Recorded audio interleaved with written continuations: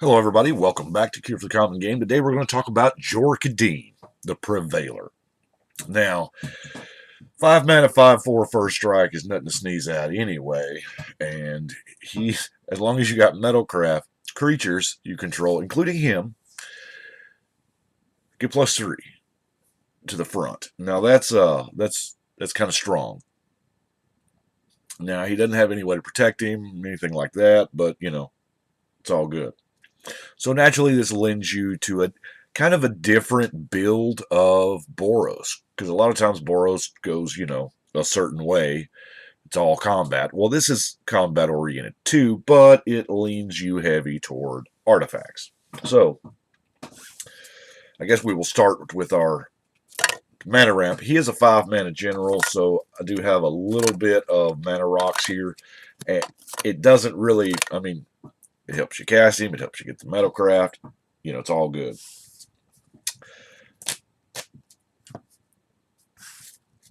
I am using some vehicles because, well, I wanted to use the Cultivator's Caravan. It's a great card for a 2-color deck.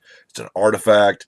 It can, become a 5/5, especially if you got this guy who will damn near almost always be a 3/2.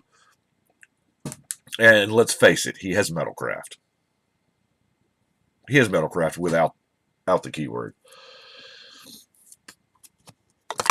Renegade Freighter, Sky Skiff, the Cruiser, because, Jorkadeen looks like a guy that have a hot rod.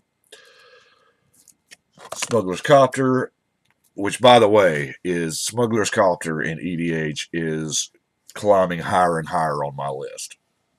Now, I got a whole bunch of these because they were stupid cheap. Obviously, after they got banned in Standard, which is kind of what I look for. But it's still a great card. It's great for filtering. Heart of Kirin. Now, I have 0 Planeswalkers in the deck. Don't really care. It's not a big thing. It's a colorless Sarah Angel. Now, Hannah's Custody gives them all Shroud. Be careful, because it is Shroud, and you can't equip. Now, we do only, I don't have a whole lot of equipment. I have Lightning Greaves, Darksteel Plate, and Sword of Vengeance. Those are all good. I didn't exactly go the equipment route. A lot of people do. I think that may be the most popular Jorkadeen build. And that's probably why I didn't do it. Because I wanted something unique. Once you've got a Jorkadeen deck out there, people automatically assume, sort of somethings, and they tend to start hating on the deck. But when they see it not performing that way, they think it's just a random scrub deck, which, it totally is. Let's go. Tempered Steel is going to make all your artifact creatures awesome. For 3 mana, this is one of the better Anthem effects. Spiraling Duelist, 3/1 double strike for 4, because, it's going to happen. You're going to have the Metalcraft, so we're going to assume that it has Metalcraft. The Edge Right, also with double strike. I'm really kind of liking that double strike. Indomitable Archangel, make sure artifacts have Shroud. The Darksteel Forge is going to give them Industrible, as I like to call it. Legion Loyalist, first strike and trample. That's the big thing, because Jorkadeen pumps the front end, but he doesn't give them abilities. Now, first strike and trample, that's meaningful.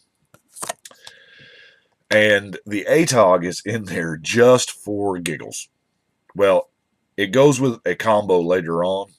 We'll get to that, but it's also I got to get through, I got to block something or else I'm dying. I have to absorb some trample damage or I lose.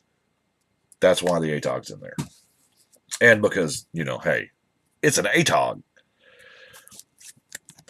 Double Cleave's going to give our general double strike. Boros Charm is because it's probably the best Boros card ever made. I love this card. It is so off level with the rest of the charms. I mean, it's head and shoulders above every other charm, I believe. Soul Scour, you'll lose a couple of permanents, but not many. Now, granted, it also kills lands, so I think that's why it costs 10 mana. Roar of Reclamation is going to get all your artifacts back. Trash for Treasure is kind of your tinker. Comet Storm, because reasons.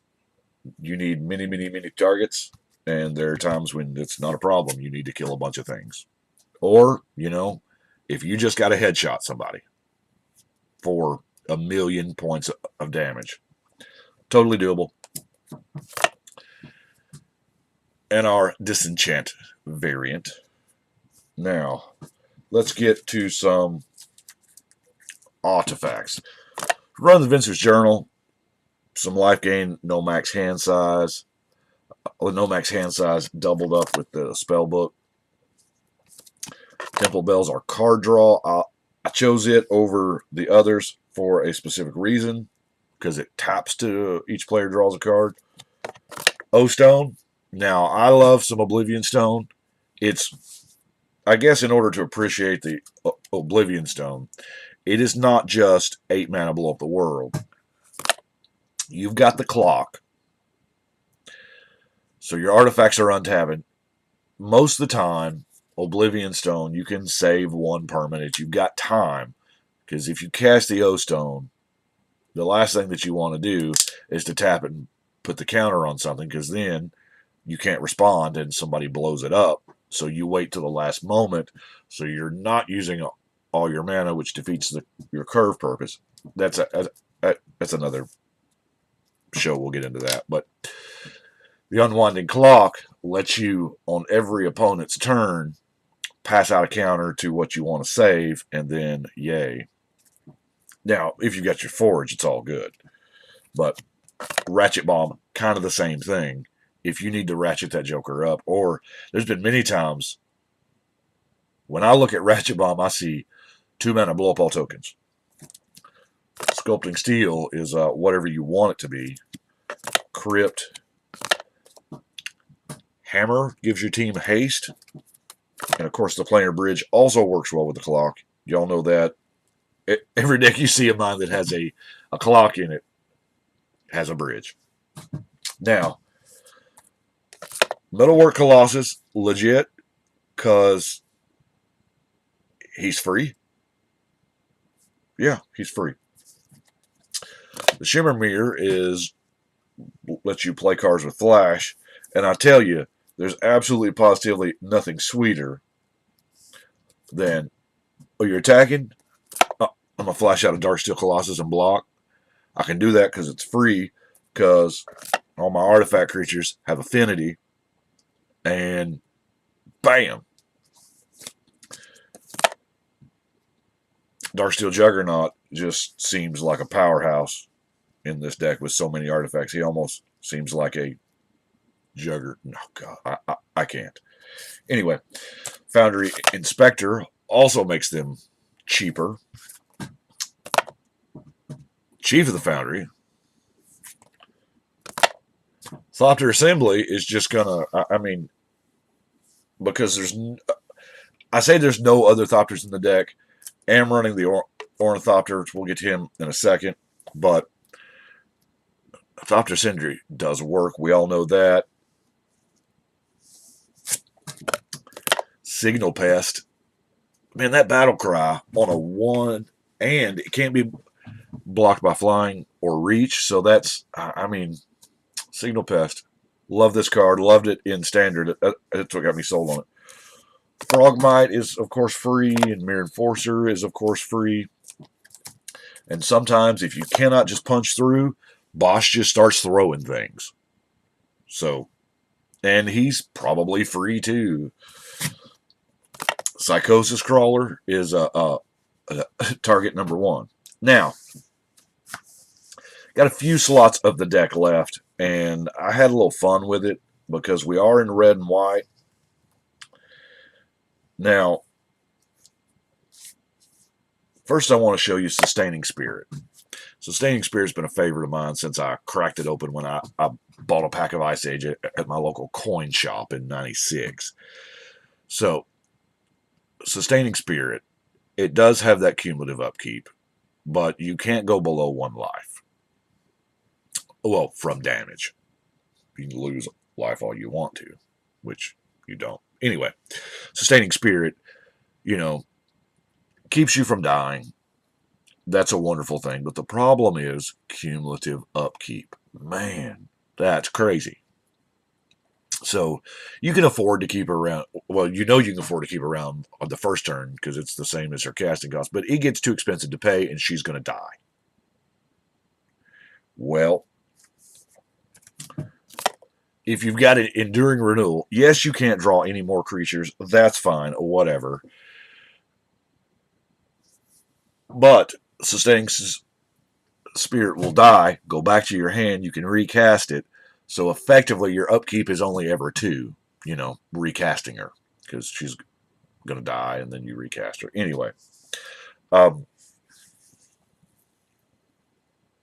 Enduring Renewal does have the drawback of you can't draw any more creatures. But if you do have your planar bridge, that's not that big of a deal, because you'll just, drop them into play. Now that we're playing Enduring Renewal for what, which also led me to Goblin Bombardment. Years ago, when Goblin Bombardment came out, of course, Enduring Renewal was Ice Age, and Goblin Bombardment was Tempest. Now, this led to a deck in the middle '90s. They had a tendency to name decks after breakfast cereals. Don't ask me why. And this one was called Pebbles. The Enduring Renewal Goblin Bombardment. What you would do is you would get the Ornithopter, like I said. You'd play the Ornithopter and then sack it to the Goblin Bombardment. It would come back to your hand. You play it, rinse and repeat. Some years later, they invented Storm cards. Y'all have seen those decks that I've done. So, Ornithopter, Memnite, Shield Sphere, and Phyrexian Walker, all 0-mana artifacts that you can complete the cycle with. They also kind of help the deck. They are artifact creatures. They help your Metalcraft. They help your Kadeen.